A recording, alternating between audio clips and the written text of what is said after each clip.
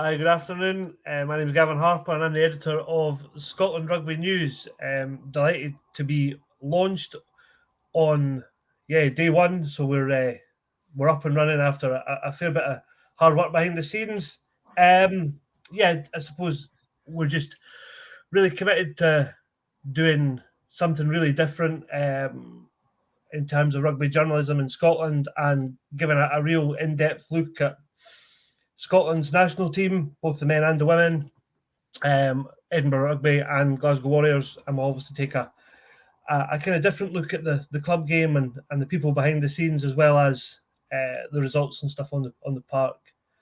Delighted, Mark, that you're joining us, Mark McDougall, who's our rugby writer, and delighted also to be joined by Steph, who will be a kind of occasional writer and a podcast guest. So thanks both for joining. Mark, you've been busy this week in under 20s. Yeah. Obviously under 20s on a Friday night against Wales should be an interesting start. Also, one of the teams that Scotland could seem to beat at that level for the last few years. So hopefully same again. But yeah, I think people are a bit more confident in the under 20s this year, given the future 15s and a lot more academy players from Glasgow and Edinburgh in the squad. So it should be interesting. Good, Stefan. You looking forward to the start of the Six Nations as well this weekend? Yeah, absolutely. It's one of the best weekends of the year for sure. Definitely one of the best, and it's going to be a really intriguing fixture against Wales, given the poor record that Scotland have had there over the years. So I've got hopes for the game. I've got hope. Yeah, sometimes it's the hope that gets you. I suppose before we get into the kind of minutiae of Scotland against Wales, and this is the first round of the Six Nations, we should talk about Scotland Rugby News. And I am delighted, put it out on social media earlier that we'll have a really great lineup of contributors, of journalists who are going to be involved. So we've got Alistair Reid, who's an ex-Times rugby writer. He'll be contributing for us. We're going to have some great columnists and guests, people like Bruce Aitchison from The Happiness is Egg-Shaped, The Pen, who will be our resident Glasgow Warriors columnist. And then we've got something that we want to do really different, probably to other sites that are out there, is the analysis and the kind of tactical look at. So I'm delighted that we'll have Kevin Miller from the On Top of the Moon blog, who is the number one stats man for everything Scottish rugby, and then Sam Larner, who's written for a variety of titles, Planet Rugby, Rugby World magazine, is on board, and they should both have pieces on the site either today or tomorrow that people will be able to check out. Kevin's taken a really in-depth look at Scotland Wales, and Sam's done a piece on Finn Russell, and which I think provides a bit of a different insight as to how Scotland actually, the mechanics of Scotland playing. So that so I suppose we should just get into it with Scotland Wales. Obviously, teams are not long since out. Kyle Rowe at full back, no Blair Kinghorn, Mark. Yeah, it's obviously a blow not to have Blair there, but I think Kyle Rowe's been pretty decent this season. He was really good, also against Toulon a couple of weeks ago. So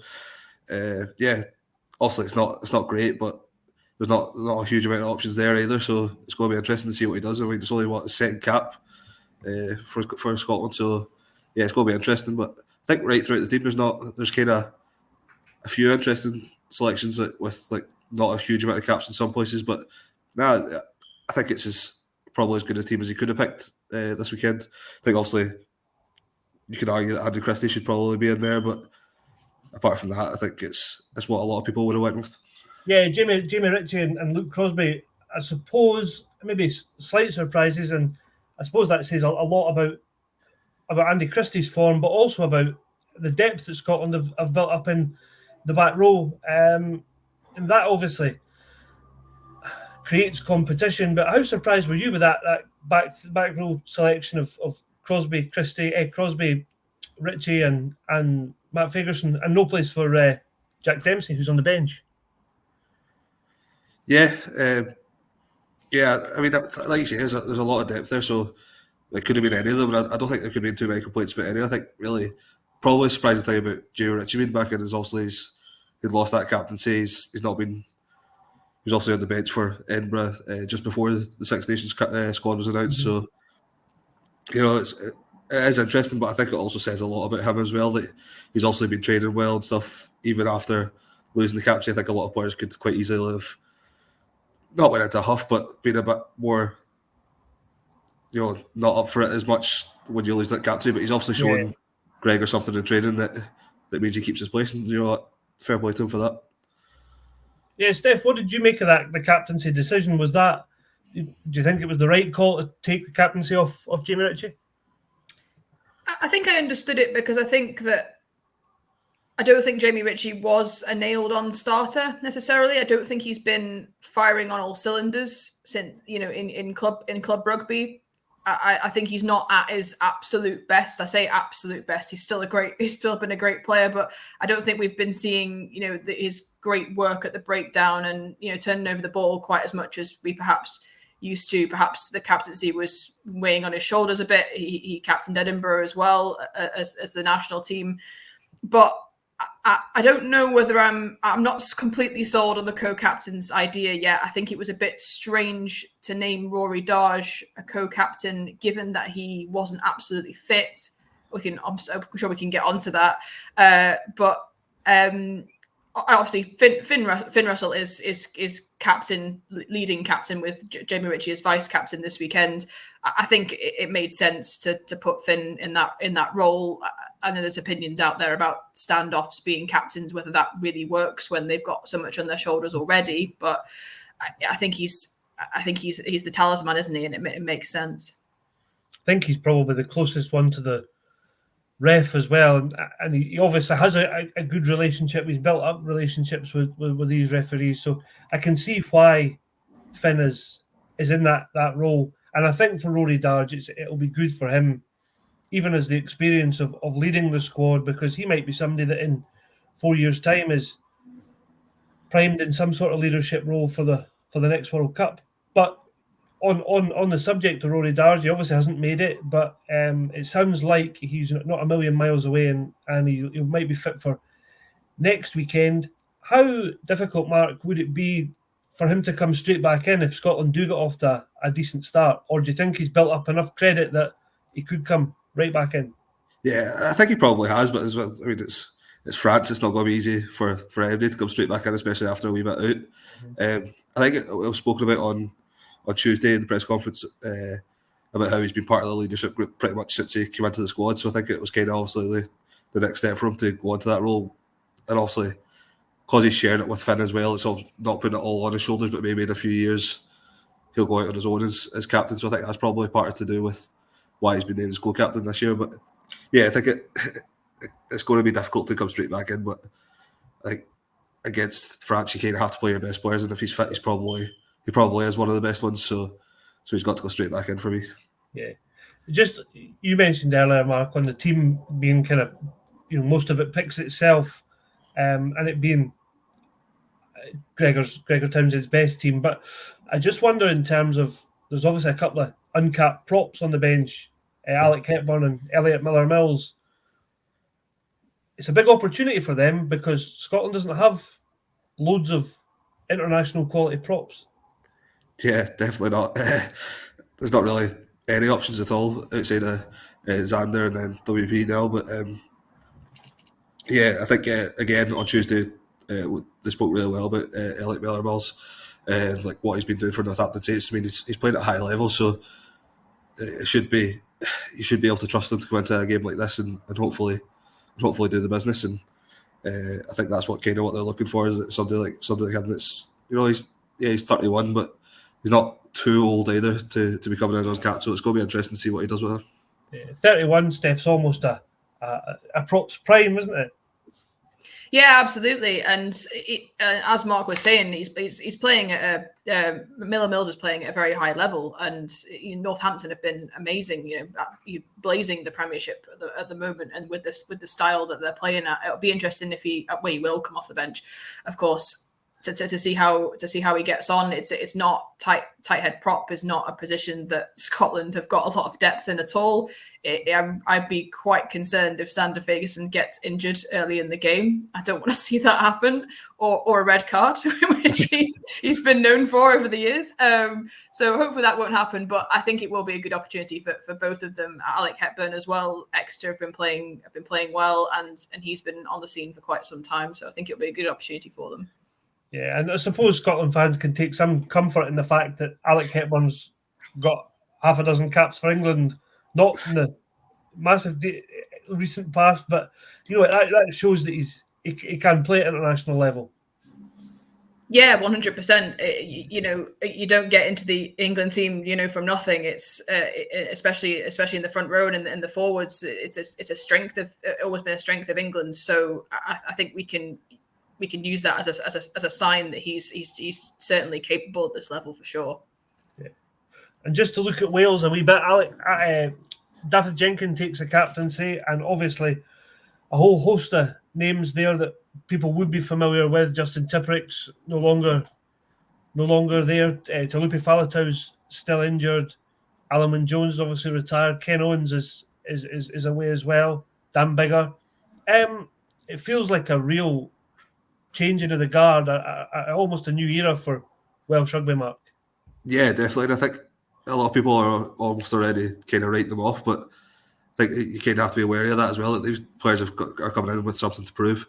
And obviously, at the Principality, it's going to be a tough game anyway, so it's going to be interesting to see what happens with it. But I don't think people should write them off quite as easily as maybe they are, especially when you consider Scotland's record down there over recent times. But yeah, like I say, it's definitely a change of the guard. It's going to be interesting to see, who shines for them. And I'm sure there will be one or two that really stand out. And it's going to be fun to watch, I think. Yeah.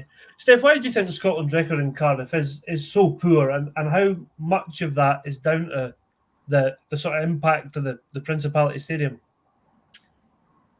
Well, I think that Scotland struggle on the road in general, and I think that has been kind of shelved, that idea, in the past few years because they've played so well at Twickenham and they've got that monkey off their back that they hadn't won at Twickenham since the early 1980s or whatever it was, and they won in France as well. It was without a crowd, but they still did it.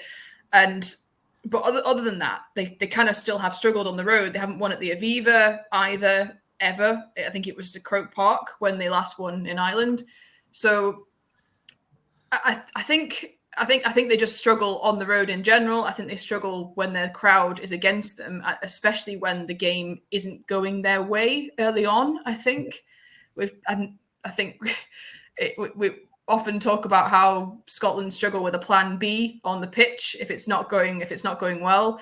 So I think that becomes even more of a struggle when the crowd is against you. But I think Cardiff does have a really, really unique atmosphere. I've been in that stadium, and when the roof is closed, it's just an absolute cauldron of noise, and it's really tough. I've heard Chris Ashton, the ex-England winger, talk about how players can hardly hear each other when the roof's closed. Yeah. So I know the roof's going to be open, I think, on Saturday. I've heard that Scotland have chosen to have it open. So I think that is a good decision. And they've probably reflected on times the roof's been closed and it's not gone well for them in the past. So we'll see how much of a difference that makes. But I think it's a combination of Scotland not being great on the road over the years. I think Cardiff has that really unique atmosphere that they need to find a way to play well in and put it to the back of their minds. Don't let it, let that doubt into their minds.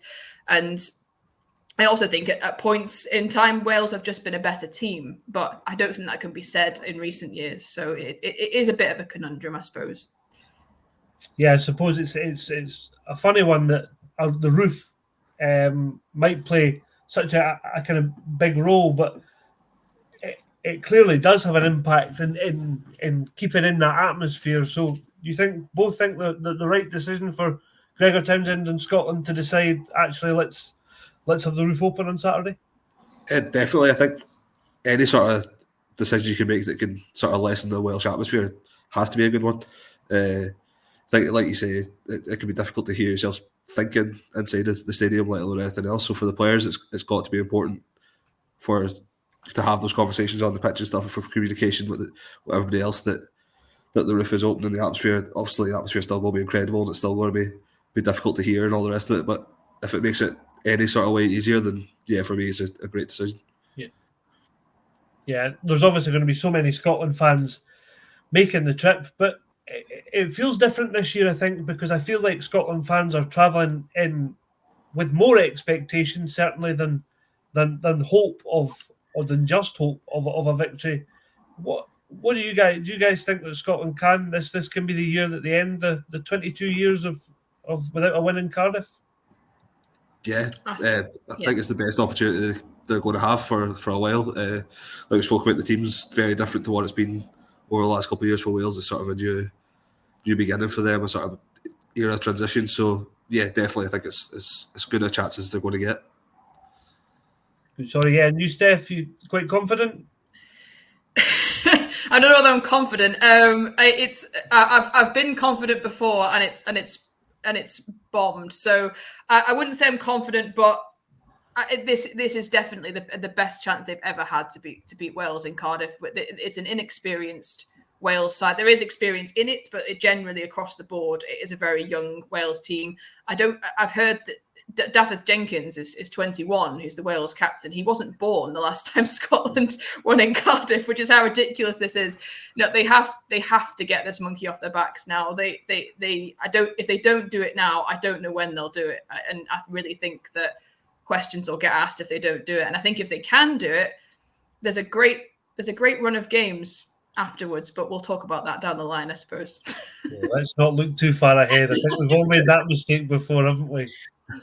The championship obviously starts tomorrow night in Marseille. France playing their games away from the Stade de France this year because of the Olympics and kind of preparations of the stadium. There's obviously, that's another place with a really unique atmosphere, but Ireland will go there. Both teams hurting from really disappointing World Cup campaigns. How do you guys see that one? Personally, I think France going into its favourites. I think Ireland, again, first sort of time without Johnny Sexton, they don't really have. I've never really been impressed by any sort of replacements for him, so it's going to be interesting to see how they do without him. And then, I just think France will be way too strong at home. Yeah, I think the same. My gut feeling is that France will edge it. I think it'll be a close contest, like you say. They've both come off the back of two disappointing World Cup campaigns, but I think maybe even more painful for France, being as it was their World Cup. They were one of the favourites, and to do it at home would have been incredible. I'm sure it would have been in their minds, and they're going to be hurting from that. And I think that although France are without Dupont, who is their talisman, an absolute superstar, I don't think that's going to impact them as much as no Sexton for Ireland. Sexton's been there for years and he drives absolutely everything. I think Dupont drives a lot, but I think that there's a huge amount of talent through the French team. You've got Damien Penaud, Gaël Fickou, Jalibert is amazing at 10. So I don't think it will impact them as much. So my mind says France are going to edge that one. Yeah. I think it's interesting that France have got so many players, as you mentioned, Fickou, Penaud, Greg Aldrit, Charles Olival, who can step into that almost the talisman, maybe a lead by example. Whereas, as you say, Ireland without Johnny Sexton feels like they might struggle for somebody to kind of turn to and show them the way. And then the other game of the weekend, I suppose, is contrasting World Cups for England and Italy. England probably slightly overperformed from what they would have or from what we would have expected, and Italy really fell away in the pool stages. But a more settled Italian side against an England team with 5 uncapped players. How do you see that, Steph? I'm going to throw a wild prediction out there here. I'm going to say that Italy have got a real chance in this game. I think that England are in a really weird transition phase where they did do better than expected in the World Cup, for sure. And they played a style of rugby that their fans and the rugby world were not massively behind.